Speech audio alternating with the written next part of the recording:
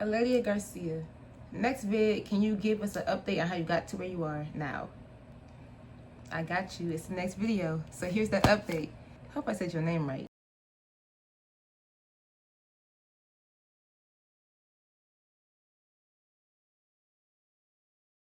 Start with the intro. My name is Daniela Lewis. I'm 21 years old. I turned 22 on April 16th, period. I'm currently a senior in college, but a junior on the track. I attend Northwestern State University. It's in the middle of nowhere in Louisiana. The city is called Natchitoches. Wait, hold on. Because I forgot to say where I'm from. I'm from Florida. I'm from South Florida. Palm Beach County, Florida. West Palm Beach, Florida. 561 Florida. Yeah. Now I'm getting into the story. That's all I missed out on, I think. So y'all, Miss Garcia is 12 years old in middle school. So that's where I'm gonna start. Boom. I started running track in 6th grade. Originally, I was not a track runner. I played soccer in elementary school, but I moved to New York in 4th grade, moved back to Florida, and like we didn't have the funds for me to keep playing soccer. So, you know, in middle school, track was the only free sport. Basketball about 500, cheer about 500-600, like track free. You buy you some shoes and that's it. So that's what I did. I got me some shoes from Sports Academy when that was a thing, and I started running track. I'm thinking I'm gonna be the fastest person out there. I'm like, yeah, I was hard in elementary school on field day, getting ribbons, all that. But no, like, I wasn't even the fastest 6th grader. But granted, that ain't really stop nothing because I still was on the relays, 4x1 and hamstring medley. But this is how I got into doing hurdles. Because I wasn't fast enough to run the 100 or the 200, the only other option was the 400. And I was not trying to hit the 4. So, you know, I was like, you know what? I'm gonna try hurdles. Like, and when I tried it, I was the only 6th grader not scared to do it for real. Like, my other friend, she played basketball. She came over like afterwards, but like in the beginning, I was the only person not scared to do it. So I got stuck. I got trapped. 7th grade year came, and I told my coach, I was like, Coach, you know what? I think I'll run the 400 this year. Like, take me with the hurdles. He was like, nah, like, you stuck. Like, we need you. And I was like, damn. Like, whole time, like, I was like, mind you, you know how much I had to hate hurdles to ask to run the 400? Who willingly asked to run a 400? That's what I did. So I ran that whole year. Mind you, I forgot to tell y'all, when I came back 7th grade year, I got fast as a bitch.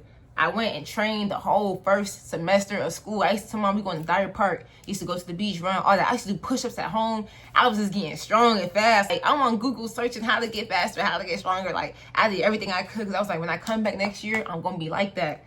Fast forward, I ended up getting 2nd place at county in the hurdles, and I got 4th in the 100 and like 7th in the 200. Fast forward to 8th grade, he asked me, hey, you gonna run the 400? I was like, nah, I asked you last year, hop in the 4, and you told me no, so I'm sticking to hurdles. But mind you, I still didn't like hurdles for, I just was in the mindset, like, I'm not running no 400. So I'm like, we'll stick to the hurdles and keep running my 100, 200.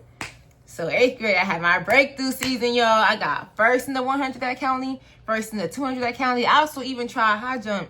The most I got was 4-4. I was scissor kicking. But I did high jump and hell of us tied for like 5th place. And I took that 5th place medal. The rest got 5, 6, 7, 8, 9, all that. Not 9, because stopped at 8. But that's what they all got. And, oh, in the hurdles that year, 8th grade, I got 2nd place. But you know me, like I said, I ain't even like hurdles anyway. So I was content with the 2nd place. I was like, I did this just to please the coach. Like, I don't want to hurdle no more. Like, that was it. Boom. So I ended up being the fastest middle schooler in Palm Beach County that year in 2017. So I go into high school, right? Mind you, the first school I went to my home school originally for like 4 days, and I transferred to another school because when I applied for my schools, my application got kicked out the system because I had too much addresses on file. I had my address and my grandma's address, so I had to reapply when school started to get in. So anyways, I go to this school, and I'm saying, like, I didn't even tell the coaches I'm a hurdler, but they knew, bro, they knew. And I got stuck hurdling again. Mind you, at the time, this is before COVID and everything. So, like, you only could have, like, 4 entries per track meet for each person. So, of course, all the juniors and seniors, they got into the 100, 200, and I was stuck in the 100 and 300 hurdles. So, I'm like, bro, like, I don't want to run hurdles, but I had no choice. But I ended up only having 1 meet at that school, and I went, like, 16:42, and I ended up going back to my home school after spring break. And I couldn't compete no more because, like, once you transfer and compete for one school, you can't do that in the same year. Fast forward, sophomore year, I moved to Jacksonville, Florida. We get there, bro, first day of practice. I'm like, oh, yeah, we finna get right. I'm finna come in here and go back to my main events, the 100, 200. Wild lady told us, bro, y'all, she's talking about y'all in the sprinters. We ain't got no coach. She said, I'm a pole vault coach. He's a jump coach. He's a distance coach. Y'all on till next year. I was like, no way. So in my head, the only logical thing was to keep hurdling, because I'm like, I already kind of somewhat know what I'm doing in the hurdles, and I already don't have the speed like I used to in the 100 and 200, and it's like I'm training myself, so I'm not gonna know how to get the speed back. So I'm just like, you know what, I'm gonna switch what I know. So I kept on hurdling. Granted, that year I ended up going to state as well, because I made it through the I made it through the pool at regionals, and I went 16:03 at state. So I still PR'd from the year before, 16:03. Fast forward, junior year of high school, back at my home school, Palm Beach Lakes High School, I got right. First meet opened up 1561. I'm like, okay, I'm getting somewhere. Last year I'm 1603, year before I'm 1642, now I'm 1561. Okay. COVID hit. Season was over, y'all. And I was like, you know what, it's cool, because next year is mine. Like, next year I'm like that. Senior year came. Things is different now with COVID. You can't be much people at the track meet, can't be much schools. So it's like, instead of it being like 16, 20, 25 schools at a meet, every meet is like 3-4. Some meets is hand time. Like, I was like, this don't even feel like track season no more. This feel like middle school. But we had to make things do. Like, that's just how things was. Like, COVID just came unexpectedly. Like, that was it. So I ended up finishing, like, I think it was like the meet before conference, or like 2 weeks before conference, and I went 1472. So I'm like, okay, progressing again. Last year I was at 1561. Mind you, it was districts, a 2-week break, regionals, a 1-week break, in state. When I went to districts, I finished second in the 100 hurdles and first 300 hurdles. And throughout the whole region, I was ranked number 1 300 hurdles and probably like 2 or 3 100 hurdles. But my mindset, like, I'm gonna go in here and I'm gonna win both events. Like, for sure, I'm going to state. Y'all, 3 days before state, me and my teammate was practicing 4x4 handoffs. And once she gave me the baton, I tried to take off, but she stepped on my foot that was on the ground, and I couldn't catch myself, and my ankle just got swollen immediately swollen. I couldn't even walk on it. I couldn't stand on it. I had to get crutches. I was on crutches for a whole month on crutches. At the time, obviously, I was like, God, like, why? Like, I was supposed to be running at regionals, make the state. I for sure was making finals 100 hurdles. 300 hurdles, I had to work a little bit harder. So I think my prayer was like 45. But I was like, God, bro, this was the only time I was guaranteed a state. Not really guaranteed, but like likely to get a state medal. Like, I done missed out freshman year, missed out sophomore year, missed out junior year. Now it was senior year, and I couldn't even get the state. Like, I couldn't even run. Like, I went sophomore year running slow, 1603. I'm here senior year, my PR 14.7. I can't even run because I'm hurt. But that ain't stopped me though. My coach told me, he was like, it's gonna be hard to get to a college because no one gonna want to sign a hurt athlete. I said, cool. So what I did? I started training for Junior Olympics. Boom. Regionals came. I ran 100 hurdles, 400 hurdles, 100 and 200. Everything was slow, but it didn't matter. I made the regionals. Cool. Regionals came. I ran all 4 events again. I made the Junior Olympics and both hurdles, not the 1 and 2, just for the hurdles. Mind you, my time still wasn't back to how it was supposed to be at, but I had faith. Like, I'm going to go to Junior Olympics, and I'm going to get my time back in the 14s to prove to these coaches, like, bro, I know I was hurting back in April, but summertime came, and I shook back. Junior Olympics come up, y'all. I'm running right. I'm boom, boom, boom. And for some odd reason, this never happened to me before, it's like my hamstring, it skid on the bar of the hurdle.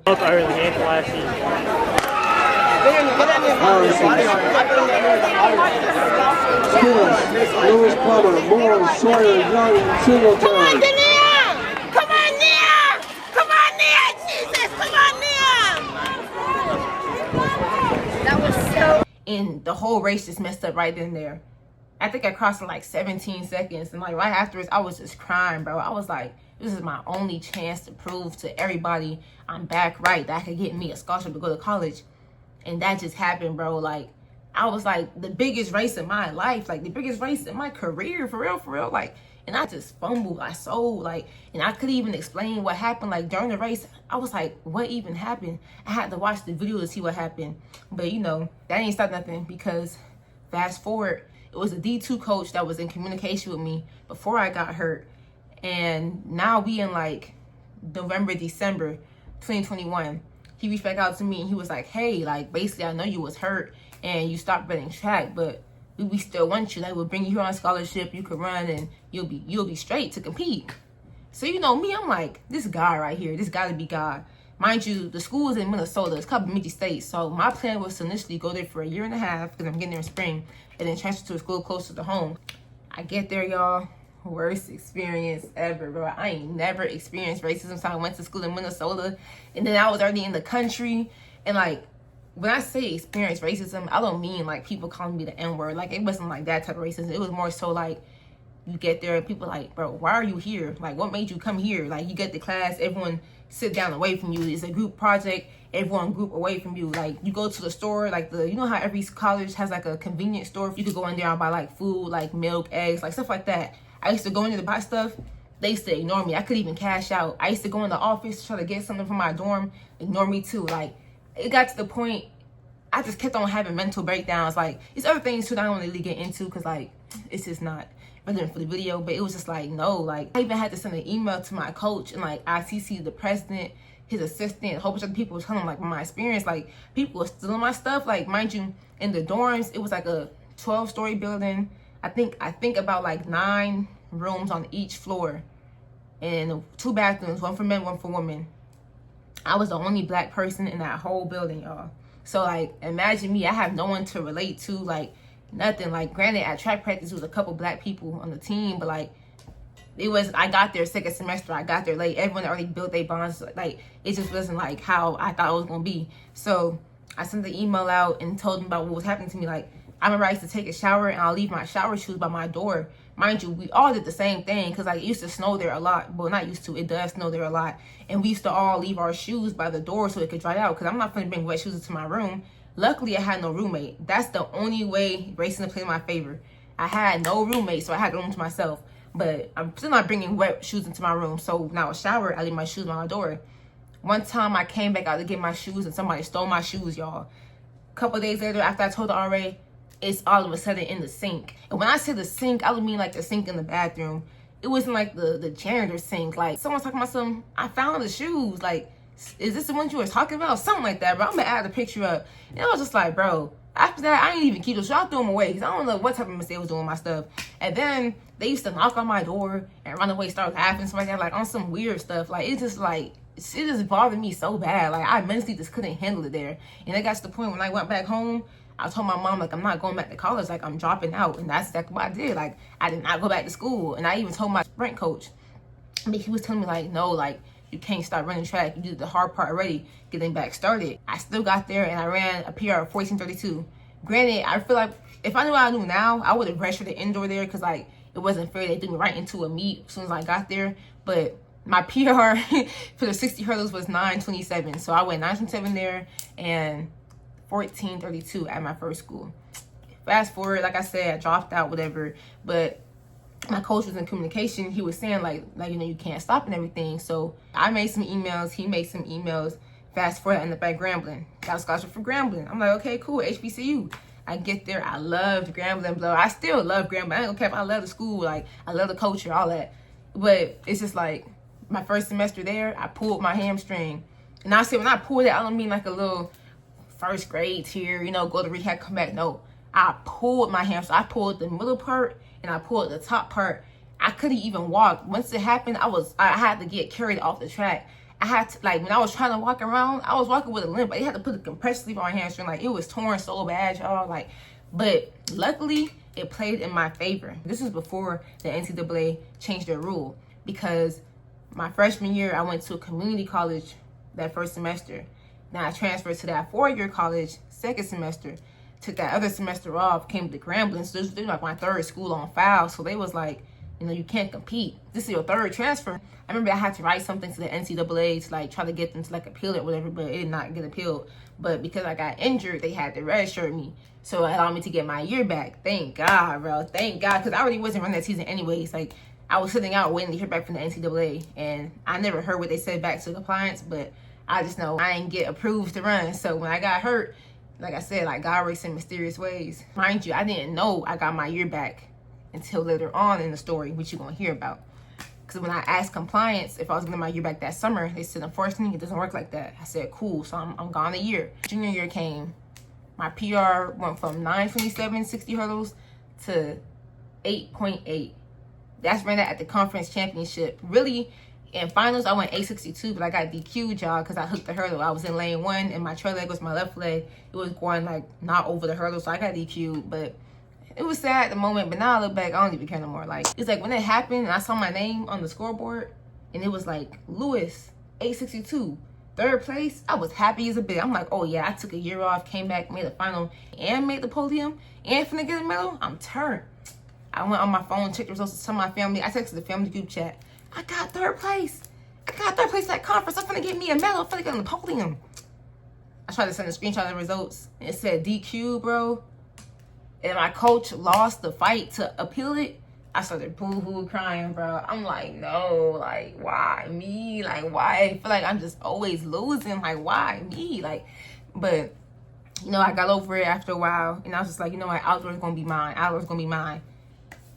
Granted, my PR went from 14:32 to 13:09, and that happened at the conference championship as well.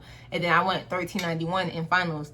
The only thing is, like, even though I was PRing, like, from my first college to this college, if, like, y'all gonna watch the video. And we are off. Right now, it looks like it's Donna Lewis from Grambling, but coming back, check this out from Alabama A&M. It is Annalise Torian. You can see, like, I wasn't strong enough to finish my races. Like, I'll get out really good because every day we practice out the blocks. Like, every single day I practiced second semester was, okay, go over the first 3 hurdles every single day. We asked, hey, can we run some more? It was like, nah, like, this time of year where you do less and not get hurt. So you always just trust in the process, like you told us to. The process ain't process, because I ran around the same time the whole season. I literally was running like 14s, low 14s the whole season, and then went down 0.1 at conference. And I was just like, yeah, this is not what I want for myself. Crazy how God works. We eating breakfast right before conference, and one of my teammates was talking about transferring because she said I got 1 year left.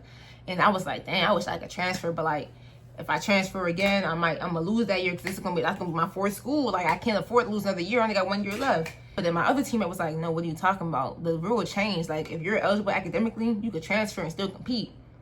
Bro, I texted compliance to make sure, and she told me yes. And then that's when she told me I got my year back from a red shirt. I said, bro, look at God. Because this whole time I'm under depression. I can't leave the school, and I already lost my sophomore year. Now I just found out my sophomore year was actually kind of as a red shirt, and I could leave and still compete because I'm academically eligible.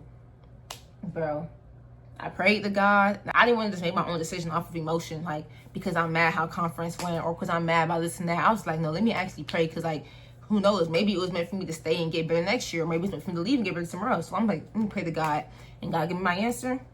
Hit that portal. Boom. However, my experience in the portal was not so sweet. I emailed probably about, in fact, I'm going to show y'all how much schools I emailed. When I say I emailed hella schools, first email, May 25th. Keep going, keep going, keep going, keep going, keep going, keep going, keep going, keep going, keep going, keep going. Out of all the schools I emailed, that I personally emailed, not who reached out to me, that I personally emailed, I only heard back from 2 schools. Memphis and Northwestern State University, the school I'm at now. I respect Memphis coach because he straight up told me, like, your time gotta make a final to get put on money. So if you want to come put that work in and make a final, I got you. But you know me, like, I wasn't gonna go to a school and pay out of pocket. Like, I haven't paid for school yet. I don't plan on paying for school now. So I was like, okay, cool, I respect it. And then my friend / old teammate was like, nah, email Northwestern State. And mind you, I didn't know nothing about this school. Like, granted, we came here for a track meet once, but I didn't know who they had here for real. So I'm like, who they got there? We went to state school, and I didn't see no hurdlers run. And she was like, no, they had a girl go 13-1. I said, you lying. I went on T-First, and I saw, I think, like, almost every single meet, she went down by 0.1. I think it was like 13-7, 13-6, 13-5, 13-4, 3, 2, 1. I was like, hold on. Like, I said, nah, I gotta email this coach. I gotta email this coach. So I emailed coach. I think I emailed both coaches, actually. But I know for a fact Coach Adam got back to me. It's crazy because I didn't email him till late July. The portal opened up in May. I didn't sign my scholarship until the last day of July. It say I got the scholarship on July 29th. Mind you, the whole summer while I'm emailing schools and no one getting back to me, I'm like, God, bro, like, I know you say keep faith and keep trusting. I'm like, I don't see nothing happening. But, you know, I'm also saying, like, Nia, like, you know, like that song say, like, even when you can't see it, he working. You can't feel it, he working. Like, he never stopped working. So I'm like, you know, let me keep trusting God. But I'm also crying, like, bro, like, God, nothing moving. Like, what's going to happen? Like, mind you, I still have my stuff in Grambling. Like, I only took home half my stuff because I'm not going to lie, I bring hella stuff to college. Like, all my stuff could not fit in my Nissan Altima. And so I ended up bringing only half my stuff home to college, and my plan was to drive back to Grambling. Mind you, it's 14 hours away. My plan was to drive back to Grambling, and whatever school I go to, just bring that to my new school, and then go back home and wait till school started. So I really wanted to sign early. My plan was to sign in like June the latest, but that's not what happened. When I signed to this school though, I said, look how God worked. Both schools are in Louisiana. So like 2 weeks before I drove to Grambling, and I put all my stuff in my car, my remaining stuff, and I put that stuff in the storage down here. It's like an 1.5 hour drive, and I went back home. I'm not gonna lie, that trip blew me, because I'm like, bro, I'm really driving 14 hours just to get my stuff put in storage and drive 14 hours back home to come back here in 2 weeks. But I had to do what I had to do. So I went back home, got my rest of the stuff, and came back in 2 weeks, moved into my apartment, and I was like, all right, new era. Fast forward, everything I asked God for, I got. Aside from the part where I said I want to be in a city, because I really was like, God, I don't want to be in the country no more. I want to be in the city, because every school I go to is in the country. But, and you know, I'm from Palm Beach. Like, Palm Beach not country at all. Like, I could go to the mall 10 minutes down the street. I could go to the outlets 10 minutes down the street. I could go to the beach. Like, everything you want to do is driving distance. Like, you don't, like here, I have to drive an hour to get to Target. I have to drive an hour to see a Ross. Like, Palm Beach, everything is right there. Like, but, you know, maybe it's what's best. Maybe I have to be in the country to get to I don't know. But anyways, I got everything I asked for. Like, I have an amazing coach. Like, we have an amazing program. Like, I'm getting stronger. I'm getting faster. And I just trust the process. And if you watch my last vlog, you could see, like, I progressed each track meet. I only had 2 track meets. And each time I ran those 2 track meets, I ran faster. And I ran all last year and the year before that. Well, 2 years before that at my first school. So it's like, I know, like, God is working, bro. Like, God for sure is working. And, like, granted, of course, I have thought sometimes, like, bro, like, why couldn't I just be the person to go to one school and do 4 years and graduate? Like, why I had to do all this, like, go to Minnesota, come back home and first drop out of college, go to Grambling, do a 1.5 years, transfer to, like, why? Like, why? But then I got to the point I was like, bro, all that stuff really built me, though. Like, if I didn't go to that first school and deal with all that racism, mental breakdowns, and jump out of college, all that, like, I wouldn't be who I am now. Like, now I'm, like, resilient as a bear. Like, a bid can't tell me nothing. Like, a bid can't shake me. A bid can't break me. So, like, I actually appreciate the experience. Everything I went through, like, it built me, bro. Like, if I didn't go to that school, I would not still be running track. I wouldn't be here right now. So it's like, that was like my building block. Now look, I'm at this school on a full ride, 4 hurdles, and I didn't even like hurdles at all, running track since middle school. But ironically, that's my main event now. So it's like, it's just like I said, bro, it's just crazy how God works. I did not expect to be where I'm at now, honestly. Like, I didn't even think I would be graduating college. Like I said, I dropped out and I told myself I'm not going back to school until HBCU. Went to a HBCU, left that school, went back to a PWI. And I'm not gonna lie, at first I was kind of scared. I was like, bro, I already had my first experience at PWI and it wasn't that good. So I was like, I hope it's not the same. But luckily it's not the same. Like, God just blessed me, bro. Like, he just continues to bless me and have mercy upon me. Because so much times I was ungrateful, not gonna cap to you. And so much times where I was just like not trusting him. But regardless, like, he pulls through every single time. Like, I'm his daughter. He's my king. But that's really it. I really tried to make this video short. Like, I tried to go for 10 minutes, but you see 10 minutes, they try to go for me. So y'all know who I am, how I got here. And moving forward, y'all gonna be right along with me. So I'm excited. Y'all get to see my journey up close and personal. But that's it, y'all. Thanks for watching. Don't forget to like, comment, and subscribe, because more content is coming soon. Miss Pink Print signing out.